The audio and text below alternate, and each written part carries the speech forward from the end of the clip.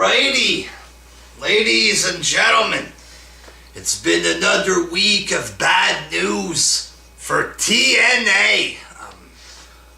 Recently, we've learned that they're, moving into a warehouse with rats that are probably this fucking big. Their warehouse practically in the middle of the junkyard, you know what I'm saying? They probably have to go outside to use the toilet in the outhouse or something. Ain't got no fucking plumbing in the warehouse probably there, but recently with all this talk that they're looking for investors, the company came out. They talked about how they're hungry for money. They're so hungry for money.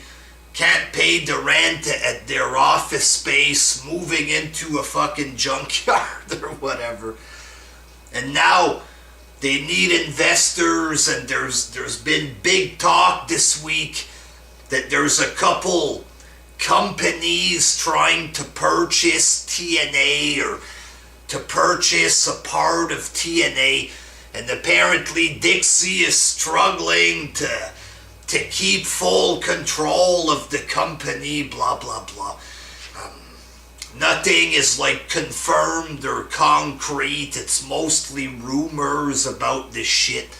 I've been waiting a few days to see if more news was coming out or whatever, but the big thing is apparently the Harris brothers are working for a company, and apparently they want to purchase TNA or something like this, The Harris brothers are former wrestlers, big boring bald dudes with motorcycles and shit like this. They're, the thing is with them is they apparently have swastika tattoos and shit like this. They're heavy racists or whatever, to the point where they have racist symbols on their bodies as tattoos.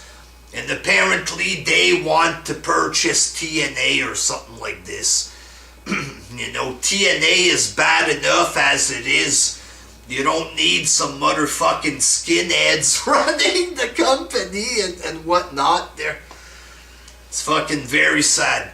If TNA has to sell the company to skinheads, then you might as well just shut down. But what good businessman would come up to a failing company and give them millions of dollars? Anybody can study the ratings. They can see that the company was starting to do well, but then they just fell apart. What good businessman is going to show up, invest a bunch of money in the product that's basically dead, it's on life support? You'd have to be a fucking moron to fucking purchase TNA or whatever. Why not just start a new fed from scratch, you know what I'm saying? But apparently Eric Bischoff was asked if he wanted to buy the company. I don't remember exactly what he said, but it was like a fuck no kind of thing. Bischoff went there, he milked them for all they had, made a shit ton of money, and he left because he knows that TNA is dying. They all know that it's on its way out. That's why everybody is leaving except for Jeff Hardy. I guess he can't go back to WWE, maybe because of the drugs and stuff like this. I don't know there, but everybody's gone. Christy Hemme announced that she was leaving. She was the ring announcer, stuff like this. She was a big enough part of TNA's image and stuff.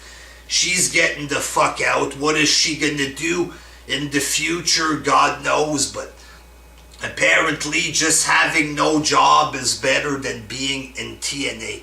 Velvet Sky, apparently she's gone, and TNA confirmed that Velvet Sky is in fact gone from the company. Now, she was a big part of TNA's image. All the TNA fans, they have posters of Velvet Sky, their YouTube channels and their Facebooks. These TNA fans all have pics of Velvet Sky, shit like this. Lots of fucking people tune in just to look at Velvet Sky's ass. Oh, hot knockouts. All of that was about Velvet Sky. And now Velvet Sky is gone, and she's not a good wrestler. So it's not like WWE's gonna take her. You never know. They can grab her and Angelina Love and do like some kind of tag team in NXT. Maybe she could be a manager or something, but no more Velvet Sky in TNA. And she used to get some of the highest ratings for Impact with her ass alone and stuff. But now no more Velvet Sky. That's a big part of TNA that's gone right there. You know what I'm saying? And pretty much there's fuck all to look forward to on Impact. Next week, it's their Sacrifice. Sacrifice used to be a pay-per-view. You know what I mean? And now Sacrifice is on television. It's just an Impact. Again, the title is on the line. For every 2 weeks, the world title is on the line. Next show, it's going to be Drew McIntyre versus Brodus Clay for the TNA world title. That's the main event. That's how fucking cheap TNA has become there. Oh, it's Drew Galloway, fuck man. He was in an indie fed, so that means he's super awesome now for some fucking reason. Drew Galloway, Drew McIntyre, the jobber, for God's sakes, going up against Brodus Clay. That's your fucking main event.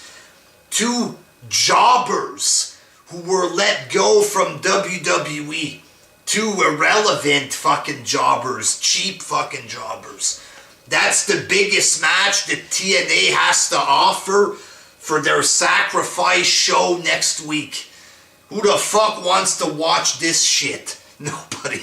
Nobody wants to watch. Even the TNA fans, they have to know. They used to make fun of guys like this back when they were on Raw. But now that they're on Impact, Brodus Clay is main event caliber. Fuck off there. You guys know that this is garbage. How can y'all praise a fucking match like this? Is that what you want? Brodus Clay as the champ with a couple of skinheads fucking running the company? For fuck's sakes, TNA is beyond failing. Just pull the fucking plug on this garbage failure of a company and fucking move on with your lives. That goes for the fans. It goes for Dixie Carter as well. That this is unhealthy there. You have to pretend that TNA is good. Oh, moving into a fucking warehouse. They can't pay rent. Apparently skinheads are buying the company. This is good. It's good. You have to be in psycho denial there to enjoy this fed. Quit acting like fucking nutcases and just fucking go with reality.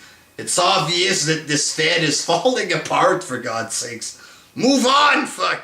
Just kill this goddamn company. Kill it. Kill it. Until next time, peace.